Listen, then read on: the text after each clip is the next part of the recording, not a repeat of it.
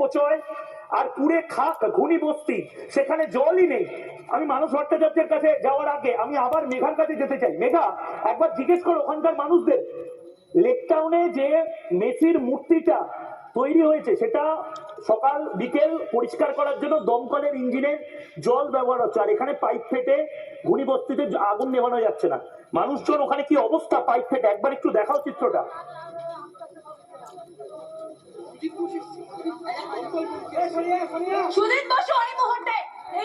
অবশেষে এসছেন রিপাবলিক বাংলায়, লাগাতার দেখার পরে নির্লজ্জ সুজিত বসু অবশেষে 2.5 ঘন্টা পরে এসেছেন।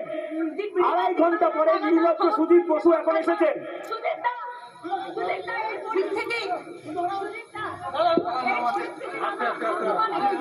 দাঁড়ান, আমাকে আগে বুঝতে দিন, 2 মিনিট দাঁড়ান, আমি 2 মিনিট পরে কথা বলবো। আচ্ছা, সুদীপ বসু এই মুহূর্তে গোটা জায়গাটি দেখবেন, রিপাবলিক বাংলার প্রশ্নের উত্তর তিনি জানাবেন। একটু অপেক্ষা করুন, জানাবো। সুদীপ বসু তিনি বলবেন এলাকাটা দেখতে দিন, 2 মিনিট দাঁড়ান, জানাবো। আমরা লাগাতার কভারেজের পর এই মুহূর্তে মন্ত্রী সুজিত বসু তিনি ঘটনাস্থল পরিদর্শনে এসেছেন। ময়ূর না, এটা মহৎ কাজ করেননি, কোনো মহৎ কাজ করেননি। এখনো আগুন দেখুন সুজিত বসুর পেছনে, মনে হচ্ছে শ্রীভূমির পরের কোনো এলইডি শো হচ্ছে। ইয়ার্কি পেয়ে বসেছে এই নেতা মন্ত্রীরা, খালি টাকা তুলবে, মেসির প্রোগ্রাম থেকে টাকা, এই থেকে টাকা, ওই থেকে টাকা, জলের থেকে টাকা। আমি তো বলবো এই মুহূর্তে, আমি ব্যাক করানোর জন্য বলবো দর্শকের সঙ্গে, এই মুহূর্তে আমি কিছু কথা আপনাদের সাথে শেয়ার করতে চাই। ভালো করে দেখুন, এই নেতারা, এই মন্ত্রীরা, বিক্রমদা যে কথাগুলো বলছিলেন একবার একটু শোনাই। মেঘা, ওখানে কিছু কিছু হচ্ছে, শুনি।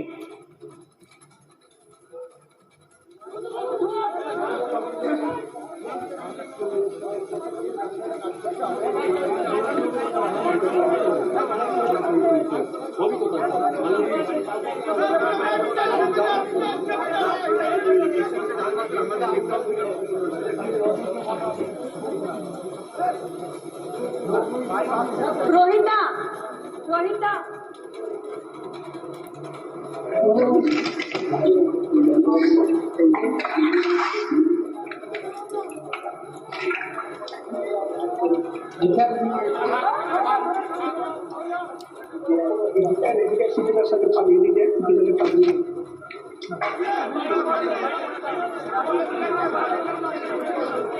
সুজিত বসু এলাকার সবার সঙ্গে কথা বলছেন, সেই ছবি আমরা এই মুহূর্তে দেখাচ্ছি। সুজিত বসু তিনি এই মুহূর্তে সকলের সঙ্গে কথা বলছেন।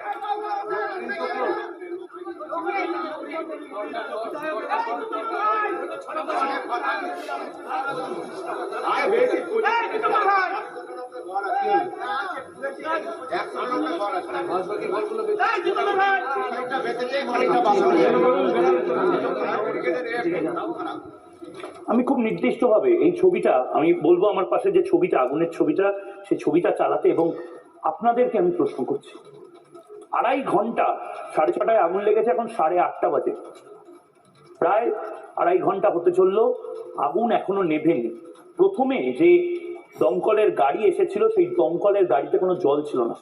পরে যে দমকলের গাড়ি এসেছে, আমাদের প্রতিনিধি মেঘা দেখাচ্ছে যে সেই দমকলের গাড়িতে ফেটে গেছিল, পাইপ ফেটে গেছিল। আমি নির্দিষ্টভাবে আপনাদের বলছি, মেসির মূর্তিতে, যে মূর্তিটা আমি জানি না কোন টাকা দিয়ে করা হয়েছে, সেই মূর্তিতে যেভাবে জলের অপচয় হয়েছে, মূর্তি ধোয়ার জন্য দমকলের জল কেন? দমকল এটা কি সরকারি মূর্তি? এটা তো শ্রীভূমির মূর্তি, এটা তো সুজিত বসুর নিজের তৈরি করা একটি মূর্তি। এটা কি সরকারি প্রোগ্রাম ছিল? যদি সরকারি প্রোগ্রাম হয়, সুজিত বসুর টাকা ফেরত দিন। যে টাকা মেসি স্ক্যাম থেকে লুটে নেওয়া হয়েছে মমতা বন্দ্যোপাধ্যায়, অরূপ বিশ্বাসের পাশাপাশি, তাহলে আপনাকেও ধরতে হবে, টাকা ফেরত দিন।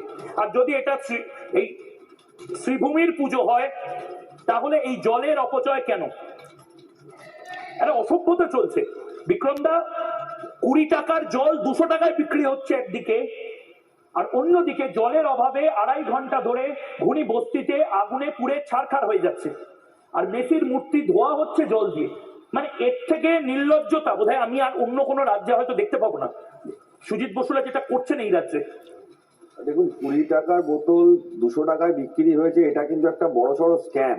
ঠিক। এটা কিন্তু একটা তদন্ত হওয়া দরকার। পুরো এই যে যুব ভারতী ক্রীড়াঙ্গনে যে ঘটনাটা ঘটেছে, যে পরিমাণ অর্থ লেনদেন হয়েছে, এটা পুরোটারই কিন্তু একটা ইন্ডিপেন্ডেন্ট কোনো সংস্থাকে দিয়ে তদন্ত হওয়া উচিত বলে আমি মনে করি। গভর্নমেন্ট একটা কমিশন গড়েছে, কিন্তু সেই কমিশনটা, আমার ব্যক্তিগত মত, সেটা হলো সরকারের দ্বারা নিয়ন্ত্রিত একটি কমিশন।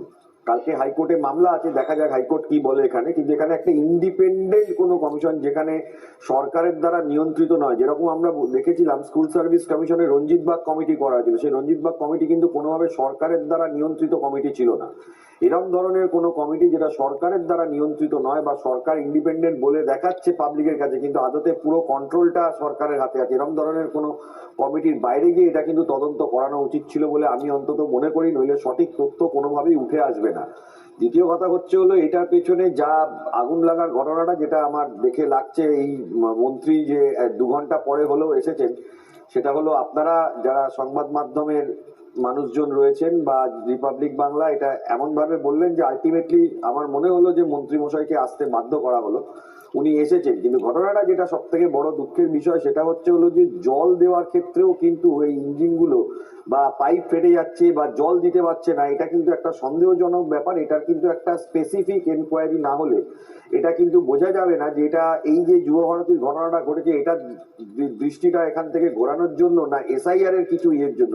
বিশেষ করে যদি এসআইআর এর ব্যাপার নিয়ে কোনো প্রিপ্ল্যান দিয়ে থেকে থাকে, it is very detrimental for the interest of the country হয়ে দাঁড়াচ্ছে। আমার ব্যক্তিগত মত, এবারে প্রশাসন এটা দেখবে, তার পরবর্তীকালে যদি দেখা যায় যে আলটিমেটলি কিছু না হয়, শেষমেশ তো মানুষকে কোর্টের কাছেই এই বিষয় নিয়ে আমি আপনাকে একটু থামাচ্ছি। আমি বলবো, হ্যাঁ, পশ্চিম বাংলাতে একটা জিনিস আমি বলতে চাই, সেটা হলো পশ্চিম বাংলাতে কিন্তু প্রমাণ লোপাট, এই যে বিষয়টা, এটা কিন্তু আমরা ধারাবাহিকভাবে বিভিন্ন ইনসিডেন্টে দেখে এসেছি এবং অভিযোগ পেয়েছি। ফর এক্সাম্পল ধরুন আরজি করের ঘটনা, সেখানেও কিন্তু প্রমাণ লোপাটের একটা ঘটনা আমরা পেয়েছি। স্কুল সার্ভিস কমিশনে যে দুর্নীতি সামনে এসেছিল, সেখানে সুপ্রিম কোর্ট রায়ের মধ্যেই লিখছে যে পশ্চিমবঙ্গ সরকার সরকারিভাবে, হ্যাঁ, স্কুল সার্ভিস কমিশন, এরা কিন্তু প্রমাণ লোপাটের বা ধামাচাপা দেওয়ার চেষ্টা করেছে। শুধু তাই নয়, পশ্চিমবাংলায় হয়েছে, হয়নি তা নয়। বিক্রম দা, আমি আপনাকে খুব ইন্টারেস্টিং একটা জিনিস হচ্ছে, বাংলায় পুরো সিনেমার মতন হচ্ছে। 2.5 ঘন্টা পরে এখন আমাদের প্রতিনিধি মেঘা, ওর ফ্রেমটা এবং সাউন্ডটা আমি আপ করতে বলবো, 2.5 ঘন্টা পরে দমকল মন্ত্রী ফোন করে বলছে আরো গাড়ি পাঠাও। মমতা বন্দ্যোপাধ্যায়, আপনি পদত্যাগ করুন বা পদত্যাগ করা নেবে। শুনি, নেট পাম্প 20 করে দিন। প্লাস্টিক আছে, ভর্তি প্লাস্টিক আছে, প্লাস্টিক। আর জেট বাড়াতে হবে। একটু তাড়াতাড়ি বলে দিন। হ্যাঁ,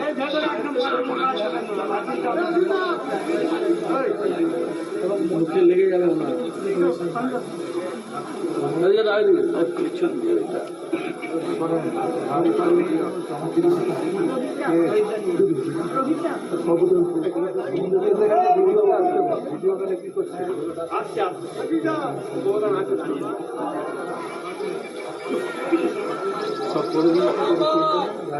মানুষ খুব সহযোগিতা করে।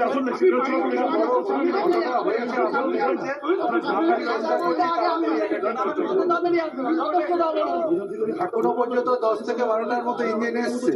আমরা নেট পাম্প 20 করেছি, 10 থেকে 12টা গাড়ি এখানে এসছে।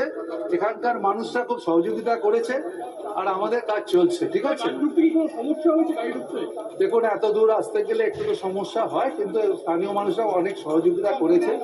আর প্রত্যেক জায়গায় স্থানীয় মানুষরা সহযোগিতা করে। আগুন লাগার খবর পাওয়ার সাথে সাথেই আমাকে কন্ট্রোল থেকে ফোন করে, আমি নিজে আসি। এখানে বিধায়ক স্থানীয়, তার সাথে যোগাযোগ থাকে, তিনি নিজে এসছেন। এখানকার সমস্ত প্রধান থেকে শুরু করে স্থানীয় মানুষ সবাই এখানে আছে। একটা পরিস্থিতি হয়েছে, অনেক প্লাস্টিক আছে, দাহ্য পদার্থ আছে, এটা কন্ট্রোল হতে একটু সময় লাগবে, কিন্তু আগুন আর বাড়বে না, এটুকু বলতে পারে। ঘর বলছে ওরা, যেটা বলছে, দেখুন আমি তো নিজে দেখিনি, শুনেছি 20-25টা। আগুন নেভানোর চেষ্টা করেন স্থানীয়রা।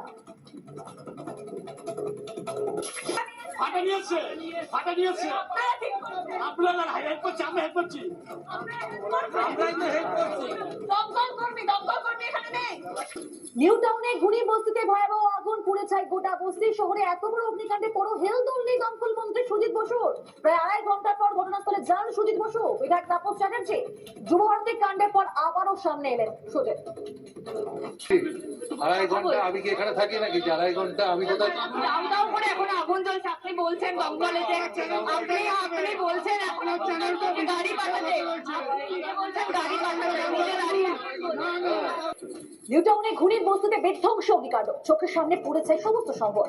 দমকল মন্ত্রী সুজিত বসু, বিধায়ক তাপস চ্যাটার্জির বিরুদ্ধে ক্ষোভ উগরে দিলেন স্থানীয়রাই। বিধায়ক কি করছিলেন প্রশ্ন এক স্থানীয় বাসিন্দা। 2.5 ঘন্টা পরে দেখলাম এর ঢুকলো। এতক্ষণ আমাদের বিধায়ক কি করছিলেন? সবাই বলে যে গরিব মানুষের নেতা, তা আমি তো দেখলাম কোথায় গরিব মানুষের নেতা যে 2.5 ঘন্টা পরে এখানে আসছে। আমার একটা ঘর গেছে। এই ঘুড়ি বস্তির একাংশে ঘাটে গেড়েছিল অনুপ্রবেশকারীরা। তৃণমূল নেতাদের মদতে ফুলে ফেপে উঠেছিল তাদের রাজত্ব, আর সেই অনুপ্রবেশকারীদের বিরুদ্ধে গর্জে ওঠেন স্থানীয় বাসিন্দারা। তৃণমূল নেতাদের যোগসাজশে আগুন লাগানোর বিস্ফোরক অভিযোগ করছেন এক বাসিন্দা। তার স্থানীয় মানুষদের দ্বারা কোনোদিনই আগুন লাগেনি। বিগত 10-15 বছর ধরে আমাদের পার্শ্ববর্তী যে রাষ্ট্র বাংলাদেশ থেকে আগত বেশ কিছু মানুষ, হাজার হাজার মানুষ এখানে এসে আশ্রয় নিয়েছে, এবং এলাকার কিছু দুষ্কৃতী বা নেতৃত্ব তারা এখানে আশ্রয় দিয়েছে। তাদের আশ্রয় এরা এখানে থাকে, বসবাস করে এবং অবৈধ কাজকর্ম করে। কাকুরগাছিতে অক্সিজেন সিলিন্ডারের গুদামে ভয়াবহ অগ্নিকাণ্ড। ঘোষবাগান এলাকায় গভীর রাতে আগুন লেগে যায়। দমকলে বেশ কয়েকটি ইঞ্জিন আগুন নেভাতে কাজ করে।